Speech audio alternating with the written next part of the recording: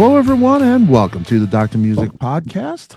Thank you to my return visitors, my subscribers. Always appreciate you. If you are not a subscriber, please consider hitting that button. It gives me opportunities to bring great guests like the great John Bush. John is the vocalist for one of the greatest classic metal bands ever, the mighty Armored Saint. He is also been a vocalist with supergroup Metal Allegiance, full-time singer for Category 7, another supergroup. But today we'll focus and talk about John's time as the lead vocalist for one of the big four thrash legends, Anthrax. About 10 years with Anthrax, and John is preparing to revisit that time in Anthrax with three very special shows, one in LA, one in Chicagoland area, and one in New York this December. John, it is an absolute honor to have you, sir. Thanks, Scott. That was quite the introduction. I'm a little bit embarrassed almost from that. Oh, geez, man. You've done so much, and it's touched my life, and I know millions of others. So we appreciate you out here, man. I appreciate that. Thanks. Yeah, I'm excited about doing these shows. Armored Saint has a new record coming out next year. There's a lot going on.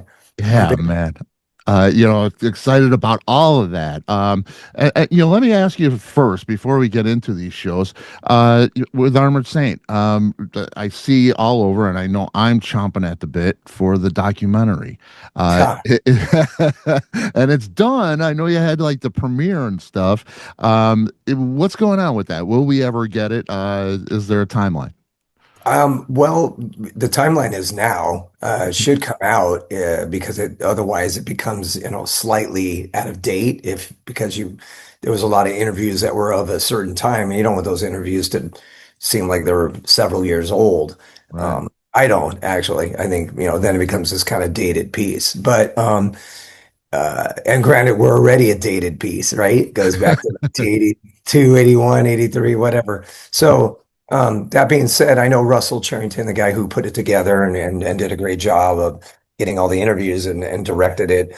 He's doing his best to try to get it completed and out there. There was some legal stuff that they were trying to sort out with getting some people's approvals and agreeing. Isn't there always legal stuff? Yeah, of course. That's that's the name of the game. But that was something they were trying to iron out, and I think they were getting close to getting that completed because there was some pretty big people they interviewed and they needed their approval to say we're cool with this, to dumb it down. But in any case, I'm hoping it comes out because it's really cool. There's a lot of great interviews, not only with the band, but a lot of people that were part of our history.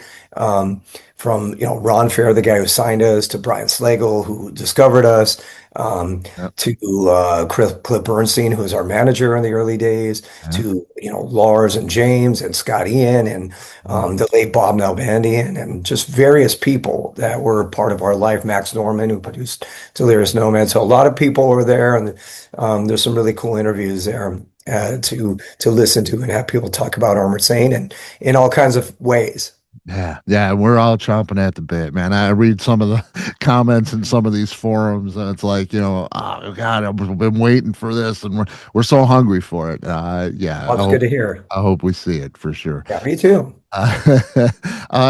These shows, kind of a dream come true again. Loved your time in Anthrax. I guess the general question, why do a show that revolves around Anthrax for you? Do you consider that time in Anthrax some of your finest work?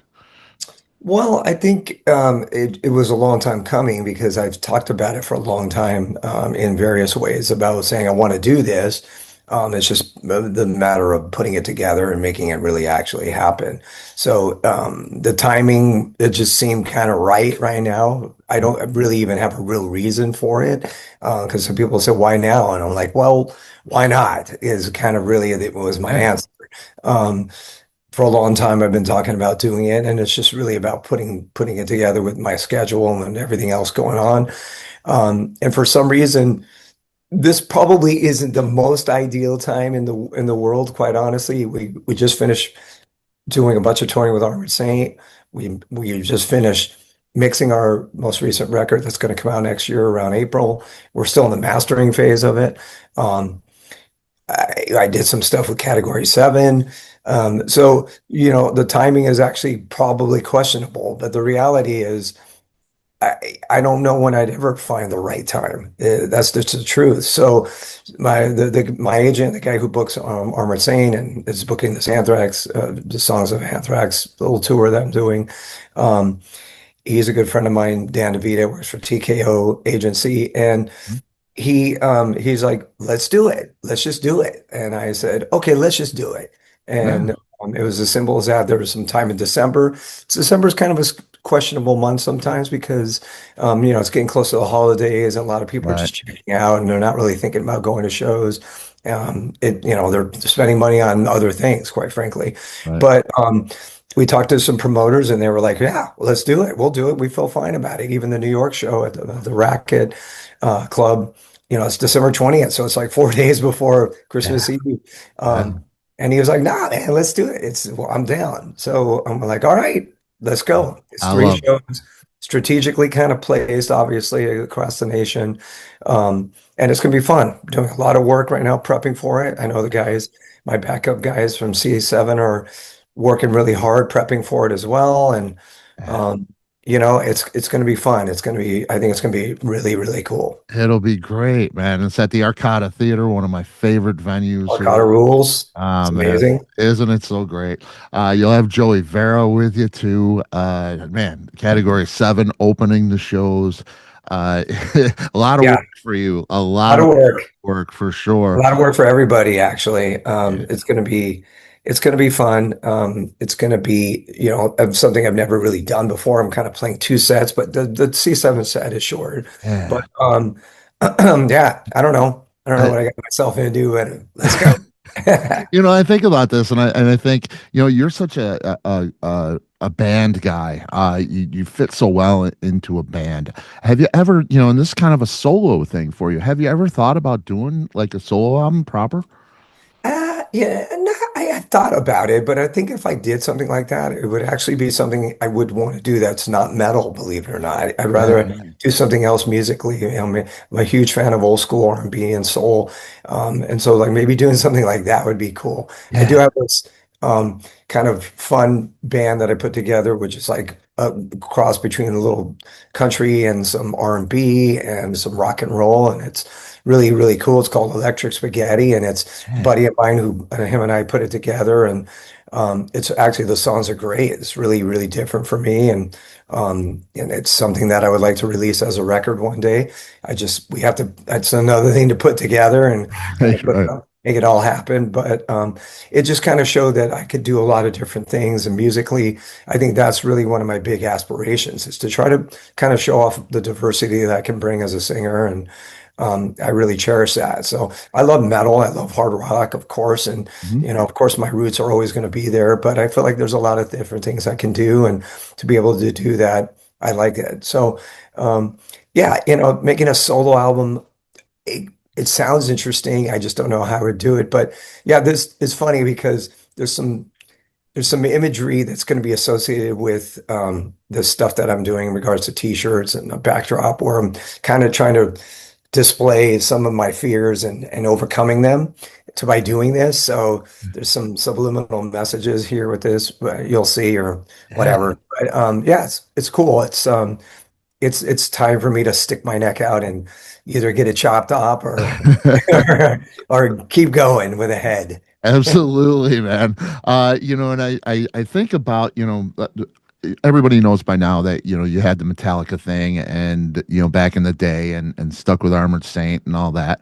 Um, did you ever think about, and this is something that I think every fan has thought about because we want to hear John Bush sing Seek and Destroy and, throw Well, him the bell I don't toll. think everyone wants to hear I don't know, man. that. Uh, Well, but I always say that, imagine a world where James Hetfield wasn't a lead vocalist. Like, I mean, that changes heavy metal, so that yeah, was not meant to be. And, James was meant to be the singer of that band and be the singer of the biggest heavy metal band for that matter. yeah, And have his voice there and be the front man. And it just was not ever meant to be. It was not my destiny. So yeah. it's easy for me to accept that. And, again, this is, 1982, 80 Right, right. when this was being talked about. And But You know, it was just but we were all so young, and everybody was trying to figure out everything about themselves uh, and their own identity and how they wanted to perform and sing and style and all that. So yeah, it just wasn't meant to be. I mean, I love those guys, and I eh, mean, they're the Kings, but you know, just I was not meant to be in Metallica. It's as simple. but I think I see this show and I see like what you did with Anthrax with doing the Joey stuff and the Neil stuff on Greater Two Evils thing. And I think about John Bush sings Metallica. A I did the set, one song, the Four Horsemen, when we did right, right. for 30th anniversary, I think it was. But Yeah, yeah, and that was just it awesome. was cool. It was Like, awesome. It was a oh, highlight of my life for can we sure. get another one? Yeah, It's I see this a you're being lot, nice. I and appreciate it's like, that. oh man, we would all love to hear it for sure. But when you joined Anthrax, I thought to myself, it's a weird fit, because Anthrax very New York. There's that little bit of attitude to it, and Sure. and it's the little bit of humor and shtick to it. Armored Saint, pure power, just very, California, very Los serious Angeles. stuff. Yeah, yeah. um, did you, and now I feel like the Anthrax stuff after you left really adopted that seriousness a little more. It's a little more of a powerful John Bush like thing. When you first joined, did you feel a shift? Was the songwriting a little more geared towards you? Was that ever talked about? Well, I think it was they embrace the idea that they're going to have a new voice. So let's just kind of go with that, obviously. Um, I don't think in retrospect, it was the specific way to go or a specific style. I think it was just more like this is a new singer that's going to be in the band, and let's kind of run with how he's going to adapt to it and how it's going to sound with him. So I think that was the key component there. Um, I think with Anthrax, I think it was also the 90s that were starting, it was 19 I joined in 1992. They had already kind of the last record was Persistence of Time, and then they did the Return of the Killer. I mean, it was Attack of the Killer Bees Yes. record, and then that was kind of a shift for them too. So Mhm. um, it was just time to like kind of embrace this new generation. I mean, sorry, well, a little bit of a new generation, but also a new decade, and just kind of roll with the changes that were happening. And I think that just kind of all made sense for everybody, and myself included. So it just so happens that next thing you know, we started writing and stuff sounded like it did. And volume, sorry, I keep making mistakes here. I'm still trying to wake up from my coffee. Uh, Sound and White Noise just started just taking shape, and boom, it sounded like this really kind of almost advanced record for the time, I think. Yeah. So it just happened naturally. And I don't think there was too, I mean, you could certainly it would be worth asking Scott and Charlie and Frankie how they felt because they're, of course, a big part of it. Um, and it was their band, but how were they intentionally trying to do things, or were they just kind of organically kind of saying, let's just kind of move with this new person and this new kind of time? And I Yeah. think it was more about that. But certainly, I always say when I heard the demo of Only just musically, I was like, wow, man, that sounds really different Yeah. and really, really cool. So it certainly sounded really different for Anthrax, and it sounded really different for metal, so it just sounded really, I don't know. I don't even know how to describe it, but it just sounded forward. Yeah. Uh, and I think everybody was embracing that. We love the 80s. Don't get it. I don't get everybody's panties in a bunch here. Right.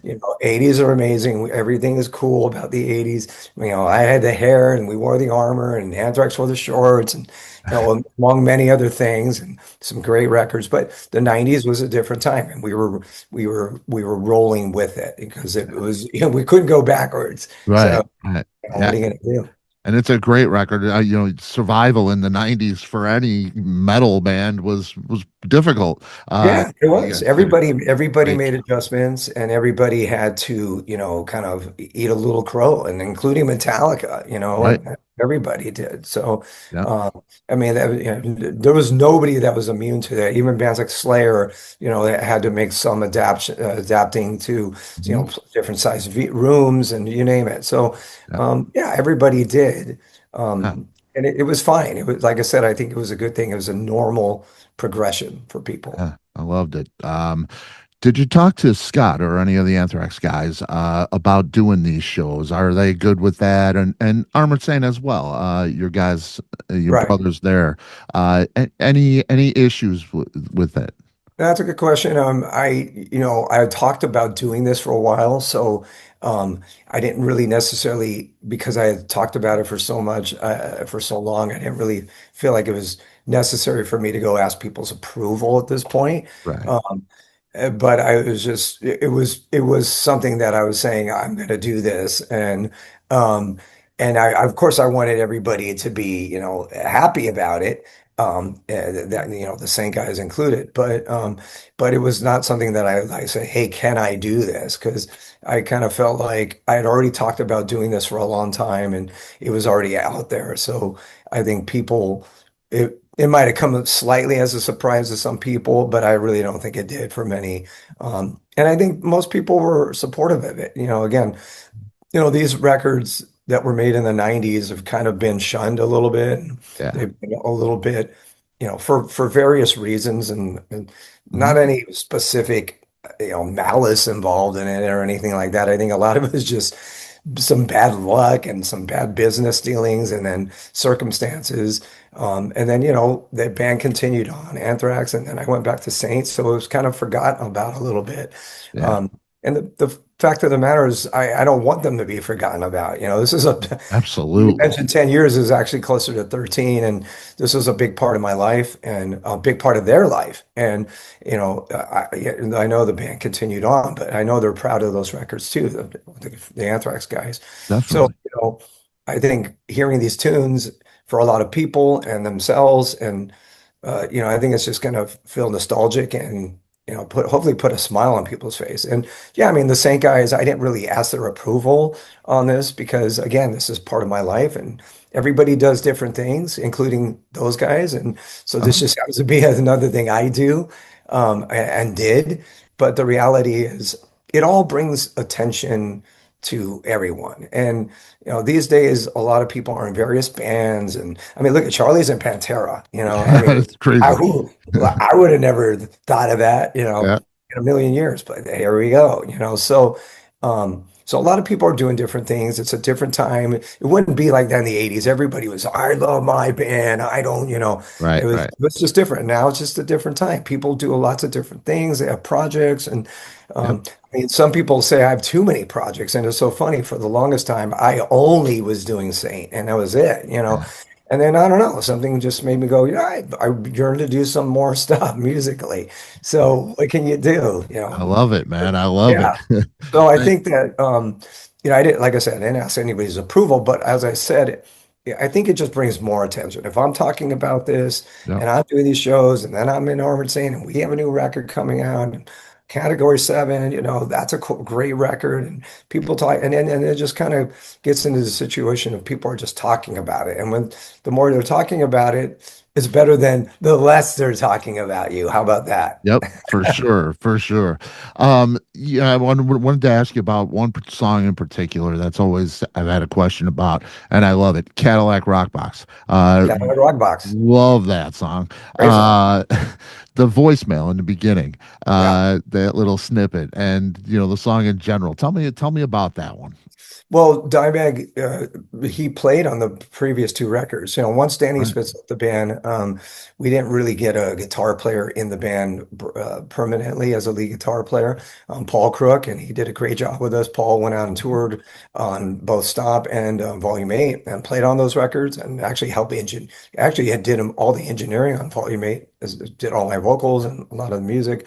So he was very involved in the band and he toured with us, but he just wasn't really added as the fifth member of the band for whatever it's worth. It just that didn't happen. So, but he did contribute a lot to the band at that time. And Um, and then we eventually got Caggiano in the band, and then I guess that was the time where I guess we said, all right, let's make somebody the fifth member of this band, at least, from the perspective of five guys on the cover and what have you. Right. And but when Danny left, going back, we said, why don't we Crook played some leads, even Charlie played some leads. I think Scott did too, a Mhm. couple.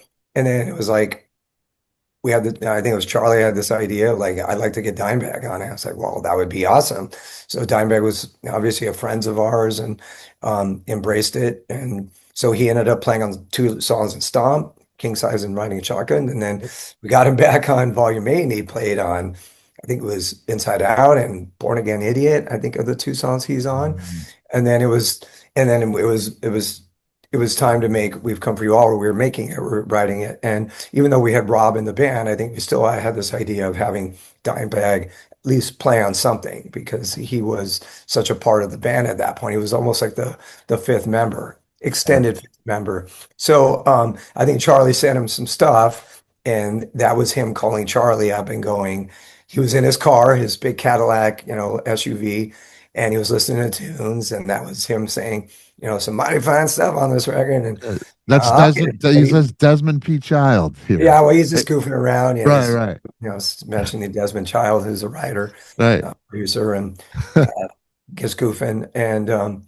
And then so there it is. And so we were like, well, that's cool. That was Dimebag on there. So let's just keep his voicemail to use as the intro of the tune. And Man. I do plan on playing that song live, and it's going to be Ah, really cool. Yeah. that is And that we is didn't play it that much, as I think we did play yeah. it times, but not very much. Yeah. Okay, so That's a killer song. Killer yeah, song. it's fun. It's a rock song. Yeah, no doubt, no doubt. All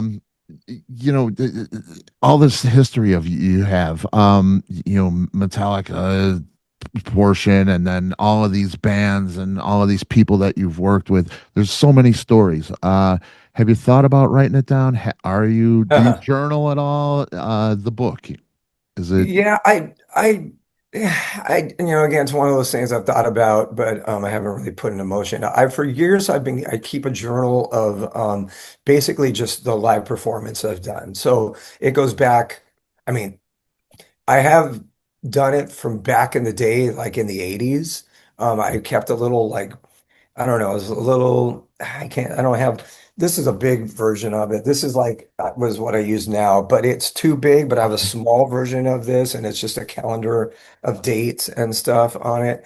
And, Awesome. um, and I've been doing something parallel to that since the 80s. And what I'll do is I'll just write the Wow. city and the venue, and then I'll just do a little snippet like, voice sounded like crap tonight. The crowd was awesome. It was really cold in the venue, and it's just like maybe six or seven sub sentences associated with that show. And again, I've been doing that since the 80s. I can't find the Ah, ones I did from the 80s and the 90s when I was in Anthrax. I don't know where they're at. Somewhere maybe, although I don't think they're in my garage. So they're probably in somebody's garage somewhere. oh Uh, man, would but love I've to been see doing them. it again since Armored Saint resumed and kind of playing shows again since the early 2000s. And I have all those in my garage, and I Mhm. still, I do it all the time. So that's kind of my journal. It's not, a full on story journal. And I Right. kind of feel like talking and doing interviews and talking about people is kind of allows those stories to come out. But yeah, maybe one day I'll put out a book of all those Yeah. shows, and that would be probably amusing. But here's the only problem is that it's my writing. I can't even read my writing, and it's got words. So like I'm writing stuff, and I look back and I'm like, what does that say? I can't even read it. So that's me who wrote it. So I guess maybe that'll give us some charm. I think if I could Absolutely. find the 80s books somewhere, I don't know where those are, in the And 90s, because I have done that from the beginning. man, that is so cool. Yeah, it is. We'd love to see him for sure. Yeah, John, this has been great, man. I'll let you get to your next one. I so appreciate you, man. It's such an Thank honor. you, Scott. I appreciate you. So I'm assuming you're coming to St. Charles. You're in that. Absolutely. I wouldn't miss Okay. it for the world, Oh, great. man. Yeah, it's gonna be a great show. Yeah, I love that absolutely. venue. LA, Chicago, and New York this December. John Bush, man. Thank you so much, John. Thank you, Scott. Thanks for all the love, and see you in about a month. Yeah, absolutely. All right, All right, take care. brother. Appreciate it. See you, bud. Bye. Bye.